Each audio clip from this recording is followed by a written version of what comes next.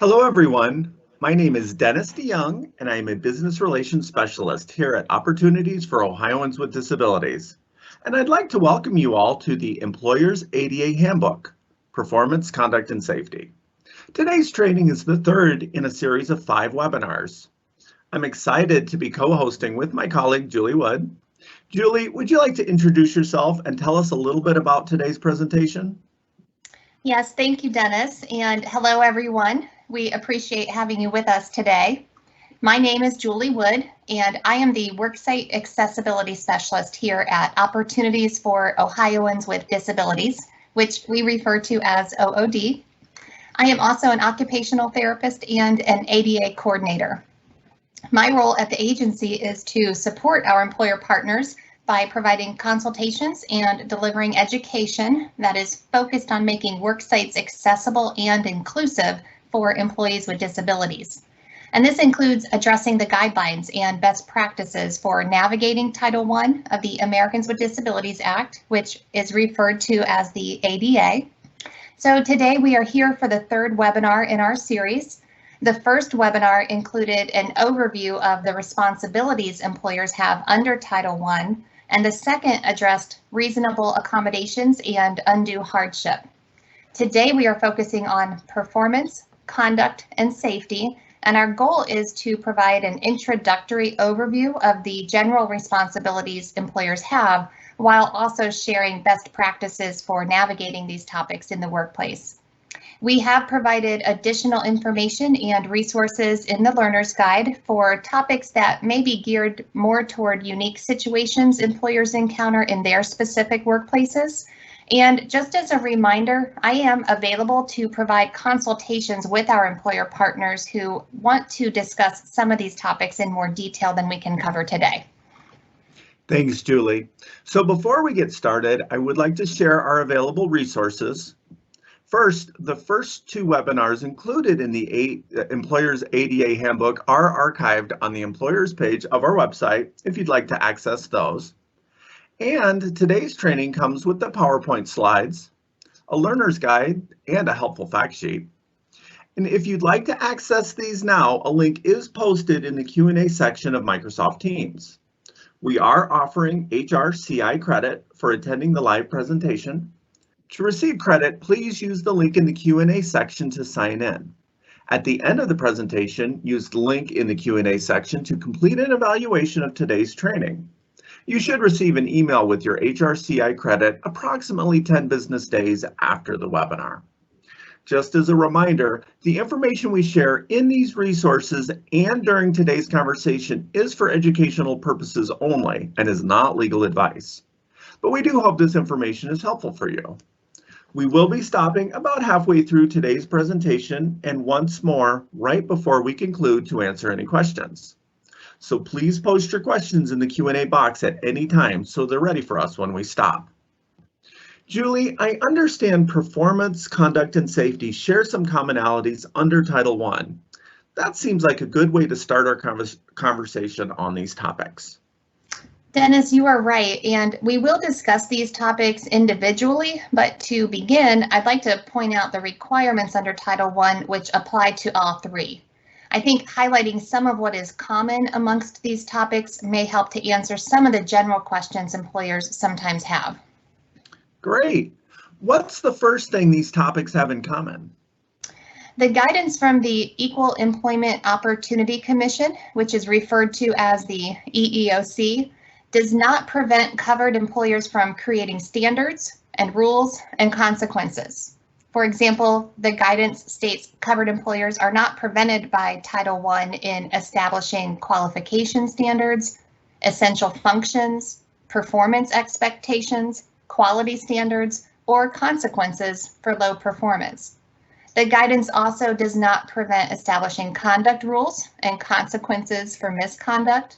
And the guidance states covered employers may require qualified applicants and employees not pose a direct threat in the workplace.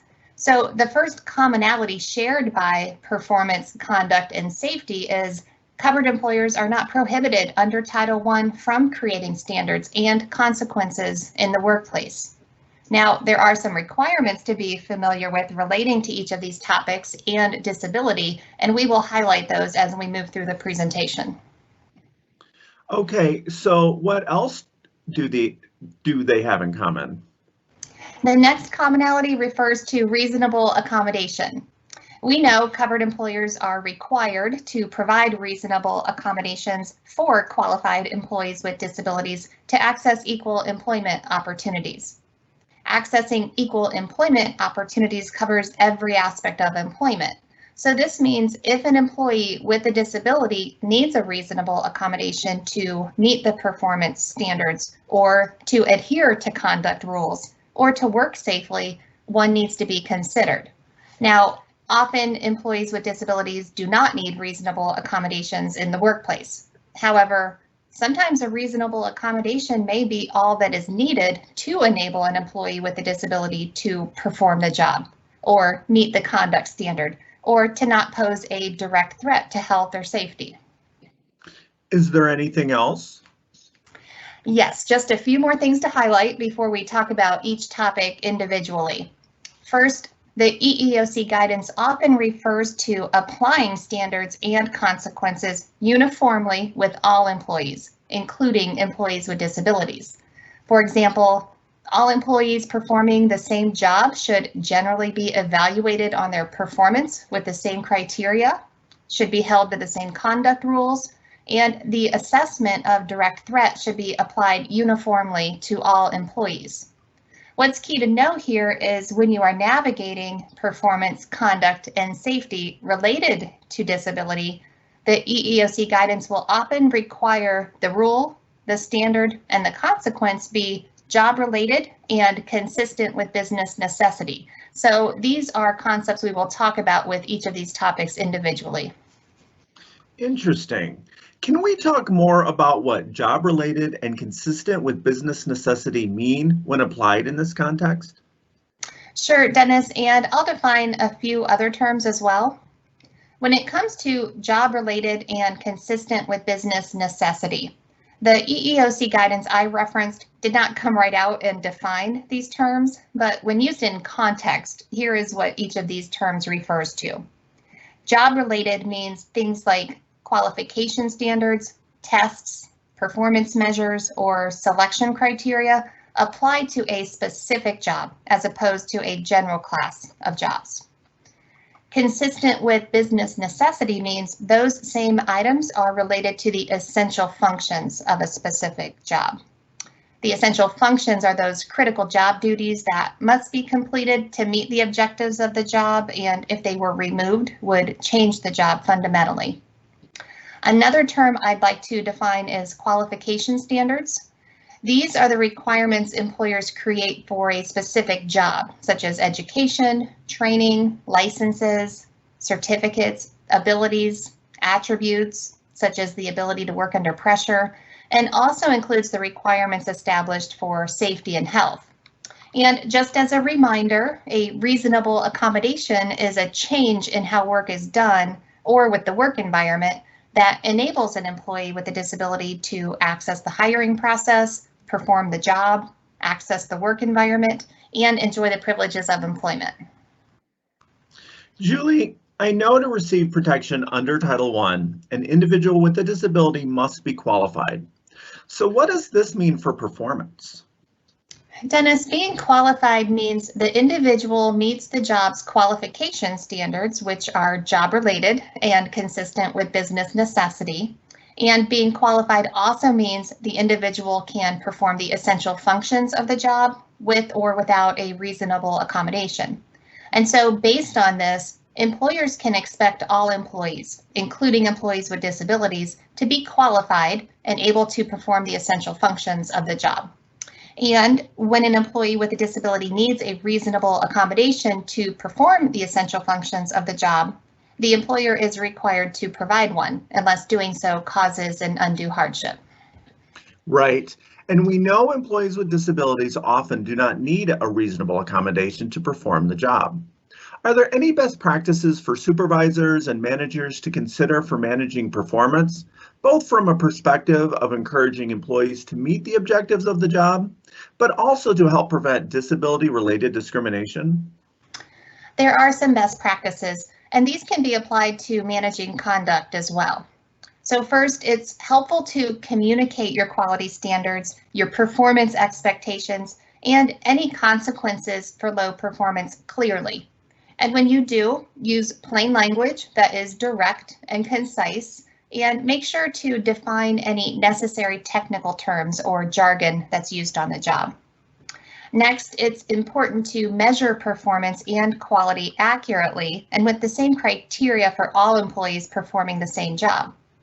However, I do want to mention if an employee is using a reasonable accommodation which results in performing the essential functions of the job in an alternative way, they should be evaluated accordingly. So here's an example of this from the EEOC guidance. In this example, an employee's job includes the essential function of delivering training. The employee is deaf and has difficulty speaking. So as a reasonable accommodation, the employee uses a sign language interpreter to voice for her. Generally, the supervisor evaluates employees on the use of their voice during a presentation, such as whether they speak in a monotone way or whether they use their voice to show interest and enthusiasm. So this employee's presentation cannot be measured in this way. However, there are alternative ways to measure how the employee conveys her message, such as through body language, facial expression, and her word choices. Once performance is measured, another best practice is to provide reliable feedback so the employee is aware of how their performance compares with expectations and knows what consequences will be applied if the objectives are not met. And finally, and maybe most importantly, these practices plus your expectations and standards must apply to all employees performing the same job. Thanks, Julie. Those are great strategies. So a common question we receive from employers is what to do when an employee discloses a disability during a low performance review. Dennis, sometimes a low performance rating is the first indicator to an employee that their disability is contributing to their work performance.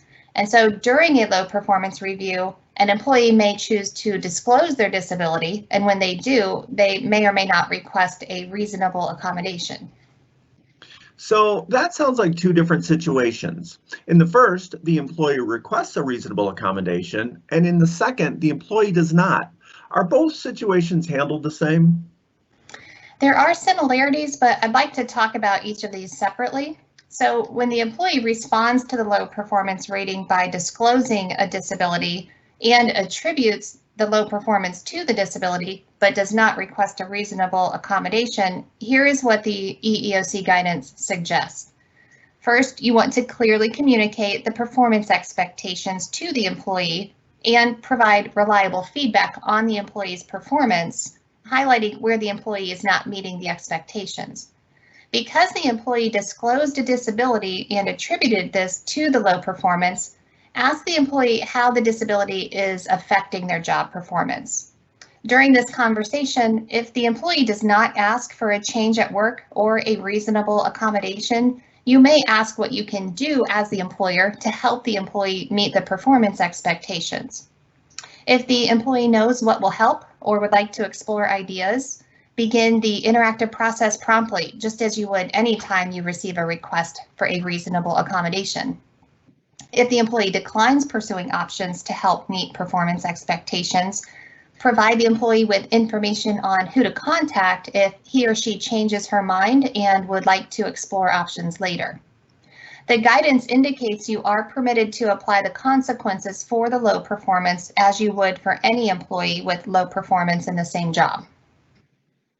So in the other scenario, the employee discloses a disability, states it is contributing to the low performance, and asks for a change at work. So how is this handled? Right, so the difference here is because the employee requests a reasonable accommodation, the employer begins the interactive process right away. Applicants and employees with disabilities are permitted to request a reasonable accommodation at any point in the hiring process and during employment. And as we have mentioned, sometimes low performance is the first indicator to an employee that their disability is contributing to work performance. So this scenario can be common for employers to experience. In last month's training, we discussed how the interactive process includes verifying the disability exists and working with the employee to identify an effective solution. The obligation to provide reasonable accommodation does not mean an employer has to lower a performance standard or change a performance review. So just like the first scenario, the employer is permitted to apply the consequences for low performance as it would with any employee with low performance in the same job. Julie, what happens when an employer is addressing low performance with an employee and the employer suspects the employee's low performance is based on a disability, but the employee has not disclosed a disability or requested a reasonable accommodation? How should the employer proceed? Dennis, in general, the employer should focus the conversation on the employee's job performance, again, by clearly explaining the performance expectations and explaining how the employee's performance is not meeting these expectations, and asking what the employer can do to help the employee meet these expectations. It is generally preferred that discussing a disability be initiated by the employee. Of course, there are things an employer can do to foster an inclusive work environment in which employees feel comfortable to ask for what they need to perform their jobs. This could include providing ongoing training for all employees on the right to reasonable accommodation for employees with disabilities. And in this training, it's helpful to include information about your reasonable accommodation process and include contact information for making a request. Employers may also consider providing disability awareness training, which can make everyone feel more comfortable and included at work. Yes, and OOD provides disability awareness training at no cost for employers. We have an archived version of this training on our website, and if you have questions about customized training, please contact the business relations specialist in your region. Their contact information and a service map is included in the learner's guide. Julie, can you share some examples of how employers have handled low performance and provided reasonable accommodations? Dennis, we do have several examples to share throughout the webinar, and these come either from EEOC guidance or the Job Accommodation Network, which is referred to as JAN, and they are all referenced in the learner's guide. In the first example, a performance review reveals an employee has low performance, and due to this, the employer places the employee on a 60-day performance improvement plan, which is referred to as a PIP.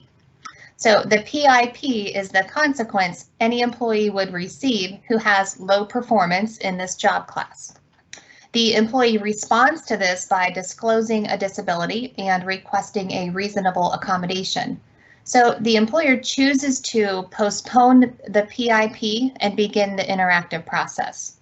During the interactive process, an effective reasonable accommodation is identified and implemented, and so then the employer begins the PIP, which again was the consequence for the low performance. What the guidance says in this example is the employer did not have to postpone the PIP because the obligation to provide reasonable accommodation does not require an employer to excuse low performance or to excuse the consequences for low performance.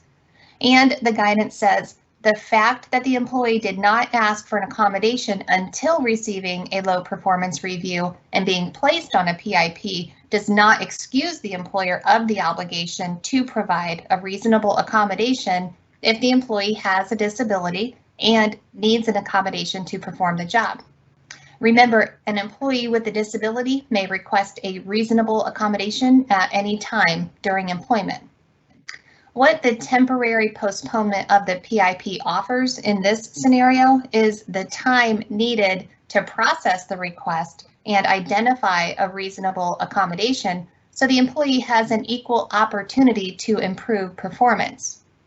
Anytime a request is received for a reasonable accommodation, it should be handled promptly to avoid any unnecessary delays in identifying and implementing an effective solution. So in this example, the employer did address the request promptly, and as a result, the PIP was also able to begin promptly. Thanks, Julie. This is a great example which demonstrates that although an employer does not have to delay applying consequences for low performance, an employer can choose to wait until an effective reasonable accommodation is implemented.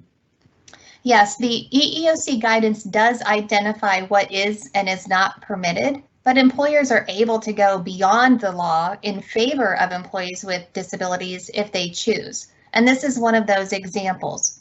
While the employer would have been permitted to begin the PIP right away, they chose to delay the consequence until the reasonable accommodation could be implemented. So do you have another example of an employer going beyond what Title I requires in favor of supporting an employee with a disability to be successful? Yes, this example is from the Job Accommodation Network, and it's a social worker with attention deficit hyperactivity disorder who has difficulty concentrating and prioritizing work tasks. This has led to missing deadlines for completing paperwork and ultimately has resulted in a low performance review. So the employee requested a reasonable accommodation for a reduced caseload for 2 weeks so she can catch up on her paperwork. Now, we know Title I does not require employers to lower productivity expectations as a form of reasonable accommodation. However, in this example, the employer was willing to do this. After the 2-week period, the employer reinstated the job's productivity expectations and provided 2 reasonable accommodations. The first was a job restructure, which can include altering how or when an essential function is performed. So in this case, the employer permitted the employee to designate an hour each day to work on paperwork without interruptions. So during this time, the employee didn't have to answer calls, respond to emails, or meet with coworkers. The second accommodation involved altering supervisory methods, which included the supervisor assisting the employee with prioritizing which reports to complete first, and the supervisor created a checklist of steps to complete to meet deadlines for the employee to reference. So these accommodations enabled the employee to meet the job's performance expectations. So this example shows that although an employer does not have to reduce productivity expectations, they can if they wish to, and in this case, doing so for 2 weeks, plus implementing 2 effective reasonable accommodations, enable the employee to meet the productivity standards. Sounds like a great outcome for both the employee and the employer. The next example is about a data entry associate with low vision who is not meeting the production standards of his job. Yes, the associate was using one monitor to access multiple applications, and some of these used a small font. He was having difficulty keeping track of the various applications and reading the ones with smaller font sizes, which resulted in completing his work at a slower pace than expected. He requested a reasonable accommodation, and the effective solution included adding a second monitor to his workstation so he could have applications open on each monitor, and screen magnification software was installed so he could enlarge the smaller font sizes when needed. Both of these solutions enabled the associate to meet the productivity demands of the job. Julie, that's wonderful. Okay, and the next example is a customer service representative in a call center environment that has a low call completion rate due to taking frequent restroom breaks. When his employer spoke to him about his low performance, he disclosed he is taking medication that requires him to use the restroom frequently. What reasonable accommodation was implemented for this situation? Dennis, first, as we know, the employer is not required to lower productivity expectations for the essential functions of the job, and so the call completion standard remained. However, the employer provided a reasonable accommodation in the form of making the work environment accessible and relocated the employee's workstation closer to the restroom. The employer also provided a reasonable accommodation in the form of a flexible schedule and permitted the employee to modify his breaks by dividing his 2 15-minute breaks into 6 5-minute breaks. These accommodations were simple to implement and effective in enabling the employee to meet the call completion rate while also managing the side effect of the medication. Great. So let's share one more example. In our next scenario, a sales representative is currently required to cover a 3-state region and travel to each state 3 times per year. The company she works for is reducing staff and increasing the number of states the remaining sales representatives must cover to 5. The sales representative discloses their disability to the manager and reports she is not able to handle the additional workload and travel. She requests her work responsibility remain the same, which includes covering a 3-state region. So how is this handled, Julie? Dennis, in this example, the employer is permitted to deny the request because it conflicts with the new production standard. However, the employer should still engage in the interactive process with the employee to determine if another accommodation exists to enable the sales representative to meet the new production standards. If there is no effective reasonable accommodation, the employer must consider whether reassignment is an option. This is a great reminder of a couple things. First, just because one accommodation is not feasible, it doesn't mean the interactive process stops. The employer and the employee should continue to determine if other accommodations are available that are effective and reasonable. And when there isn't a reasonable accommodation that enables the employee to remain in the current position, reassignment should be considered as a last resort. We talked about that in our webinar last month on reasonable accommodations and undue hardship. Okay, let's talk about the importance of training supervisors on how to recognize a request for an accommodation. Julie, why is this important and what should this training include? Dennis, there was a research study conducted by Cornell University which revealed employees are more likely to disclose a disability to their supervisor than to someone in human resources. And this disclosure may include a request for a reasonable accommodation. Because of that, it's important for supervisors to recognize a request and know what to do with one when it's received, so it's not unintentionally overlooked. So those 2 items are great to include in training for supervisors. Also, it's helpful to include information about the confidentiality requirements associated with disability disclosure and handling requests for reasonable accommodations, and address how you prefer supervisors respond to the questions they receive from coworkers who ask about the reasonable accommodations they notice in the work environment, because this will happen, and you want supervisors prepared to respond without disclosing confidential information. Training can also address the importance of being open to new ways of performing work tasks, because a reasonable accommodation may result in an employee performing the job's essential functions just as effectively in an alternative way. And the final aspect to include is disability awareness training, which helps supervisors examine any personal attitudes and biases they may have toward people with disabilities. Well, those are certainly helpful ways to prepare supervisors for identifying requests for reasonable accommodations. And as we mentioned earlier, OOD provides disability awareness training at no cost for employers.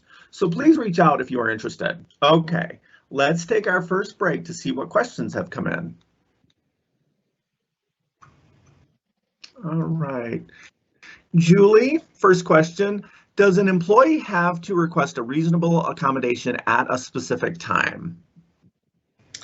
No, applicants and employees with disabilities are permitted to request a reasonable accommodation at any point during the hiring process or during employment.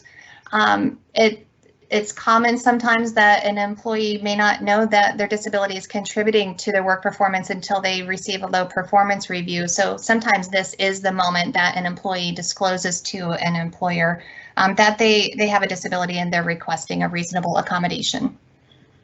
Great. Next question. Can an employer require an employee with a disability to perform the job in the same way as an employee without a disability?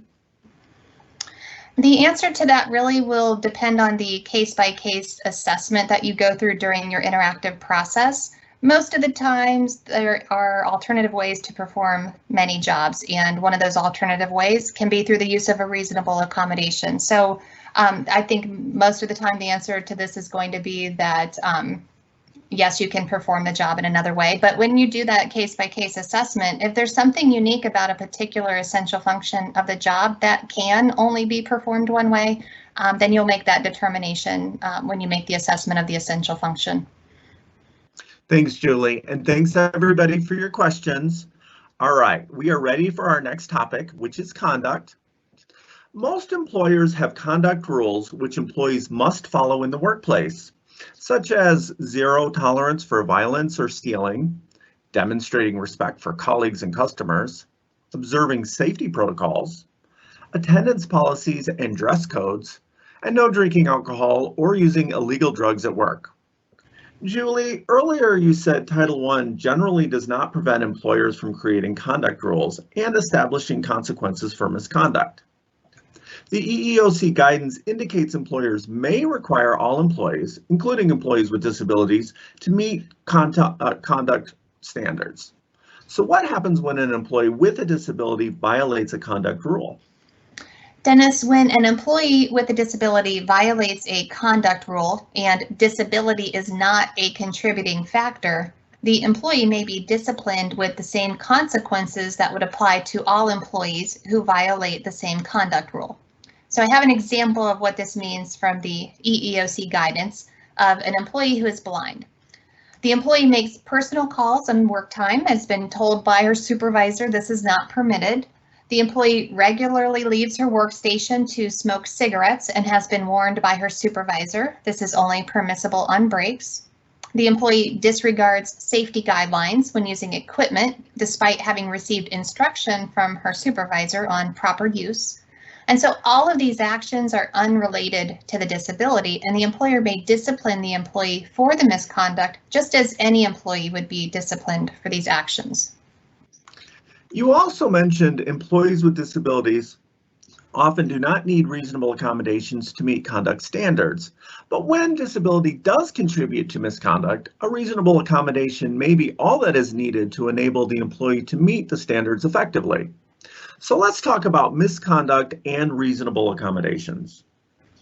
Dennis, when any employee violates a conduct rule, an employer will follow their policy for addressing the misconduct the same way with all employees who violate the same rule. When an employee with a disability responds to the counseling or the discipline for the misconduct by stating their disability is contributing and they request a reasonable accommodation, the employer continues with the same two steps we mentioned when addressing low performance. One step is to promptly begin the interactive process, as you would for any request you receive for a reasonable accommodation, and work with the employee to identify an effective solution. Now, reasonable accommodation is considered prospective, which means it is future-oriented, and the requirement to provide reasonable accommodation does not require employers to excuse past misconduct when an employee reports a disability is contributing. So an employer may apply the consequences for the violation. What the EEOC requires of employers is the conduct rule must be job-related and consistent with business necessity, and it must be equally applied to all employees. So I have an example from the EEOC guidance. In this example, an employee at a clinic tampers with medical equipment, which results in damage. When confronted by her supervisor, she attributes the misconduct to her disability. The employer may discipline the employee based on its policy, which applies to all employees who perform this job, because the employee violated a rule which prohibits intentionally damaging equipment. This rule is job-related for the employee's position and consistent with business necessity. However, if the employer disciplines the employee but has not disciplined employees without disabilities for the same misconduct, the employer would be treating her differently because of disability, which is a violation of the ADA. Julie, that is helpful. Let's discuss misconduct with examples of how reasonable accommodations can enable an employee with a disability to meet conduct rules. This example includes a program director who is experiencing a recurrence of symptoms related to the condition of bipolar disorder. These symptoms include talking uncontrollably and demonstrating erratic judgment, which resulted in proposing unrealistic projects and deadlines. Also, he became angry and disrespectful with a colleague who disagreed with him during a meeting. Yes, and so his supervisor talked with him about the inappropriate behavior and misconduct. And as a result, the employee disclosed he has bipolar disorder and believes he is having a recurrence of symptoms. He says he will talk with his doctor right away. The next day, the employee provides the employer with documentation from his doctor explaining he will be taking a new medication, which is predicted to help with the recurrence of symptoms in approximately 6 to 8 weeks. The doctor stated the employee can continue working, but may benefit from a reasonable accommodation and suggested some ideas. The employee also shared some ideas with the employer. This resulted in the employer implementing 2 accommodations during the 8-week period when the employee was adjusting to the new medication. So the accommodations were in the form of altering supervisory methods and included the supervisor discussing projects and deadlines with the employee, and the supervisor provided written instructions with timelines for work assignments to help the employee manage his time and complete his work. These accommodations enabled the employee to perform the essential functions of the job effectively and did not create an undue hardship for this employer. The supervisor also discussed with the employee that he is expected to follow the conduct rule of treating his colleagues with respect. Julie, this is a good example of the collaboration that is intended between the employee and the employer during the interactive process, because the employee was able to share the ideas he had for a reasonable accommodation. In this next example about an employee who is consistently late to work and is violating the rule for attendance and tardiness. The employee is late because a side effect of the medication she is taking for depressive disorder makes it difficult for her to sleep, and so she is oversleeping and waking up late. Yes, and her job includes handling telephone calls from colleagues who work remotely and depend on her to be at work at a certain time to answer questions and process orders. So the employer disciplines the employee for violating the attendance policy and advises her the consequence for continued tardiness in the next month is termination. The employee discloses her disability is contributing to the tardiness and requests a reasonable accommodation in the form of a flexible schedule, which will permit her to begin work later. The conduct standard is job-related and consistent with business necessity, and so the employer may apply the consequences for tardiness as it would for any employee who is tardy in the same job class. However, the employer must also consider whether there is a reasonable accommodation which will enable the employee to meet the conduct standard. For example, if the employer determines the employee can serve the remote colleagues effectively by working at a later start time, then providing the reasonable accommodation of a modified schedule should be implemented. If not, the interactive process should continue to see if another accommodation exists which is effective and reasonable. Okay, next we have an example of a librarian who violates the conduct rule of treating customers with respect by shouting at customers and colleagues.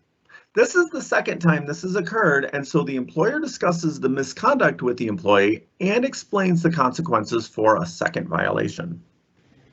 Yes, and during this conversation, the employee discloses his disability is contributing to his misconduct and requests a reasonable accommodation in the form of a leave of absence to obtain medical treatment. The employer is permitted to apply the consequence for the conduct violation, as it would with any employee who violated the same rule in this job class. The conduct rule is job-related and consistent with business necessity. Because the employee disclosed a disability and requested a reasonable accommodation, the employer must begin the interactive process and assess whether providing a leave of absence to enable the employee to meet the conduct standard in the future is reasonable or whether it causes an undue hardship. If providing leave causes an undue hardship, the interactive process should continue to determine if another accommodation exists that is effective and reasonable. Wonderful. These examples are super helpful. Now let's talk about safety. What does the ADA say about that? Then as employers have a responsibility to provide a work environment that is safe for their employees, and in doing so, employers sometimes have questions about how to address situations where an employee may create a risk to safety, especially if disability is involved. So we wanted to discuss this responsibility through the lens of Title I and the guidance that is offered through the EEOC. Title I permits employers to create a qualification standard which requires applicants and employees not pose a direct threat in the workplace. Direct threat is the ADA term that references health and safety, and it's defined as a significant risk of substantial harm to the health or safety of the individual or others that cannot be eliminated or reduced by reasonable accommodation. And a significant risk is considered a high risk, not a slightly increased speculative or remote risk. When an employer is applying the direct threat standard, it must be applied uniformly to all applicants and employees for a specific job. So Julie, how does an employer determine a threat is significant and not just slightly increased? Dennis, we've discussed in previous trainings how determining reasonable accommodations and undue hardship are determined on a case-by-case basis because each person, each job, each work environment, and each employer are unique. Determining direct threat also requires this approach and must include an individualized assessment. And the EEOC does provide criteria for this assessment. The first step is to show the potential harm is both substantial and significantly likely to occur. Next, you must identify the specific risk and explain how the disability is impacting the risk. Then you must show the risk currently exists and is not based on an assumption that a potential risk may occur in the future. The assessment must include current medical information and objective evidence, which should be considered within the context of the employee and their specific job, because again, each person and job are unique.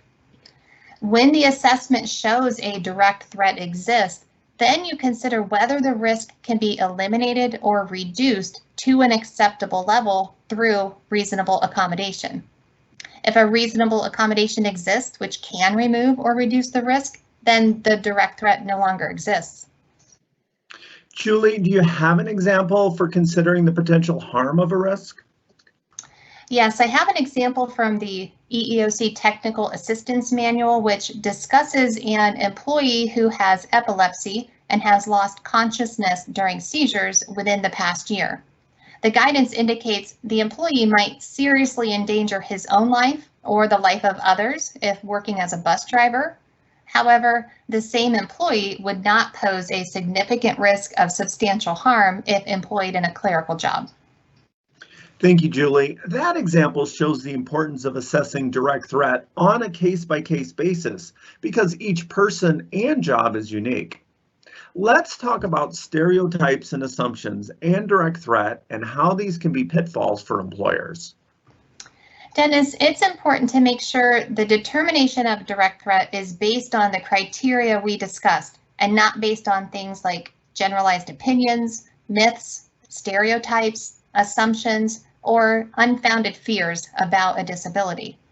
And you also want to take caution to not make decisions about direct threat based on blanket exclusions, which bypass the individualized assessment and ultimately screen out or exclude an entire group of people based on disability.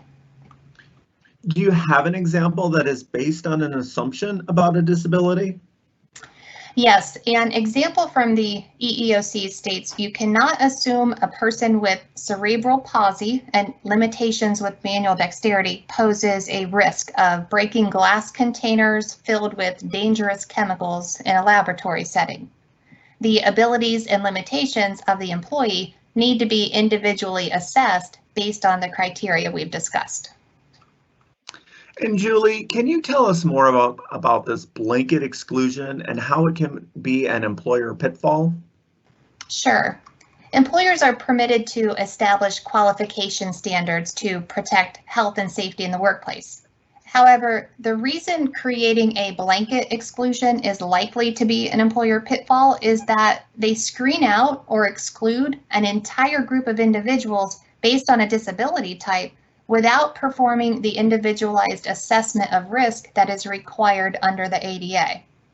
The reason the individualized assessment is so important is because no two people with the same diagnosis or disability type are the same, and also no two jobs are the same. And so the level of risk is unique to each situation and needs to be determined through the criteria we discussed. A blanket exclusion bypasses this individualized assessment and makes the assumption that direct threat exists. So any blanket exclusion standards an employer may have should be carefully reviewed because most of these will not meet the requirements under Title I of the ADA. Again, the individualized assessment is so important because it ensures decisions about direct threat are based on evidence and objective information about the specific employee and the specific job and are not based on assumptions or fears or stereotypes about a disability. So I'd like to share an example. In this example, a candidate is interviewed for a position which includes operating machinery, which includes an electric saw, and the candidate is offered the position. The candidate then completes a medical evaluation, which is required of all candidates who accept a job offer for the same job.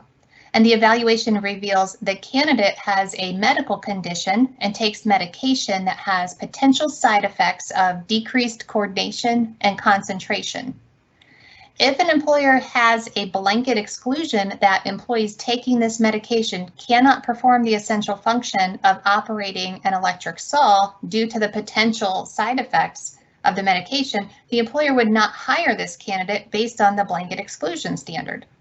If the employer instead conducts an individualized assessment using the ADA criteria, the employer finds out in this example, the individual experiences minimal side effects because the medication dose is relatively low. The employer also finds out the candidate has an excellent safety record from her previous employer while she was taking the same medication. So the result of the individualized assessment is the candidate does not pose a direct threat and is hired. Applying the blanket exclusion falsely assumes direct threat exists and excludes the candidate from the job while performing the individualized assessment with the ADA criteria determines there is no direct threat. So this example shows how the blanket exclusion can be a potential pitfall for the employer. Thank you, Julie. Understanding how making assumptions or applying blanket exclusions can be an employer pitfall is very helpful. We've discussed how employees with disabilities often do not need reasonable accommodations to perform the job's essential functions or to meet conduct standards. The same is true with being safe in the workplace. However, when disability does contribute to direct threat, a reasonable accommodation may be all that is needed to enable the employee to meet safety requirements. So let's talk about direct threat and reasonable accommodation. Dennis, when an employer's assessment establishes a direct threat exists, part of this process includes identifying if a reasonable accommodation exists to reduce the risk to an acceptable level. So considering reasonable accommodation is required. Do you have an example of a reasonable accommodation for direct threat? I do. This example comes from the Job Accommodation Network, and it's about a bus mechanic who is deaf. The mechanic was being considered for employment, and the employer feared there was a high risk of the mechanic being injured by buses moving in and out of the garage. In this example, the existence of a high probability of harm was not established. However, the mechanic suggested two reasonable accommodations which enabled him to safely perform the job with little or no risk. The first was to position the mechanic's work in an area where he could face outward and have a clear view of the buses coming in and out of the garage. The second accommodation was the designation of a coworker to alert him with a tap on the shoulder if a dangerous situation occurred. And if I could just add to this, Some additional ideas for reasonable accommodations in this particular example could be to include an alert for dangerous situations that are in the form of a visual alert, such as a flashing light, or a tactile alert through a mobile phone that has a component to or feature to be able to vibrate. Thanks, Julie. Before we stop for questions, we wanted to discuss confidentiality. When an employee with a disability requests a reasonable accommodation, whether it's to perform the job, meet a conduct standard, or to work safely, personal and medical information is shared during the interactive process. Julie, we know this information must be kept confidential. That's right, Dennis, and the EEOC does provide employers with criteria for confidentiality, which includes keeping this information in separate medical files and stored apart from general personnel files, whether they are stored physically in filing cabinets or electronically. And there are exceptions as to when information can be shared with designated parties. For example, it may be necessary to share certain information with employees who are responsible for facilitating reasonable accommodations during safety and emergency situations. Just remember, in this case, the safety professional isn't permitted to know the reason the accommodation is necessary. He or she just needs to know how to facilitate the accommodation properly. Thank you, Julie. Okay, let's take one more break and see what questions we have. All right, Julie, our first question is, our policy requires staff to make requests for reasonable accommodations to the HR director. Is that okay? Employers are permitted to create their own reasonable accommodation policies. It's not a requirement under Title I that you have to have a formal policy. And so if your policy is to that the requests go to the HR team, I think that's fine. You just want to train everybody. So as new employees come on board, include that in your onboarding training. And it's maybe a best practice to provide that training on an ongoing basis so that all employees remain aware of that. And then certainly train your supervisors, because sometimes as employees, we all kind of forget what the policies are exactly sometimes, and we get caught up in our work. So just train your supervisors so that if they are the ones that receive the request, they know that goes to your HR team. Perfect. All right, next question. As employees begin to return to working in the office, there is a concern that the frequent use of cleaning products may be troublesome for an employee who had been accommodated with a scent-free workplace. There is a need for the use of these cleaning supplies for the safety of all employees because of COVID-19. Do you have any suggestions for how this employee's accommodation could be continued in this scenario? Or does the need for safety through sanitation protocols take importance over the accommodation? That's a really great question, and I think that question applies to many of the return to the office questions that we could have, not just the cleaning products. And so as you are bringing employees back to the work environment, it's important to let all of your employees know what the new work environment is going to entail. And so if you're changing cleaning products, if you're requiring personal protective equipment, if the work environment arrangement of where people sit is changing, whatever protocols you're implementing, it's important to let everybody know that. And in your statement of letting everybody know that, you could address reasonable accommodations from a general perspective and let people know if any of these protocols lead to you needing a reasonable accommodation, here is who you contact. When you receive that request then, which you might from an employee who has a fragrance sensitivity, you would just engage in the interactive process as you would with any request for an accommodation and really figure that out on a case-by-case basis, because what those cleaning products are may or may not impact this person. And so you would identify the solution for that as you would any request for an accommodation. Sure, that makes sense. Okay, last question. If an employee with an existing reasonable accommodation is promoted to a new position, would their accommodation transfer to the new position, or would the interactive process restart with the new job and duties? That's another great question, because as we've said in other trainings, reasonable accommodations may change in their effectiveness when either there is a change in the work environment or a change with the disability. And so when you're changing a job, the essential functions are going to be different than the previous job. And so the best thing is just to inform all employees when they take a new job of what those essential functions are, what the work environment is, and the individual can request a reasonable accommodation if there's something they identify about this new position. And so they may need the same accommodation, they may need a different one. And so that would be just determined on a case-by-case basis. Great question. Perfect. And we had one more sneak in, so I think we have time, so I'm going to go ahead and ask it. Is the possibility that hearing aids could be a possible reasonable accommodation for an employee who is hard of hearing and has to use heavy equipment in their day-to-day work? So this would really be determined on a case-by-case basis, whether or not this work is going to be specific to what the employee's disability is, because not everybody who has a hearing disability has the same level of a hearing disability, and what the barrier is in the work environment is going to be unique, and so the solution is going to be unique. So it's possible that could be considered in your interactive process, and then you'll kind of tease that out as you're talking with the employee on whether or not that could be effective. Perfect. Thanks, Julie. And thanks everybody for your questions. Okay, Julie, I know you have some final thoughts you'd like to share before we close. Yes, thank you, Dennis, and thank you all for your questions. I'd like to review the commonalities between navigating performance, conduct, and safety. The first is covered employers are generally not prohibited under Title I from creating standards, expectations, and consequences for job performance, conduct, and safety. There are just some requirements to remember, like the requirement to provide reasonable accommodations for qualified employees with disabilities when one is needed to access equal employment opportunities. This means if an employee with a disability requests a reasonable accommodation to meet performance standards or to adhere to conduct rules or to work safely, one needs to be considered.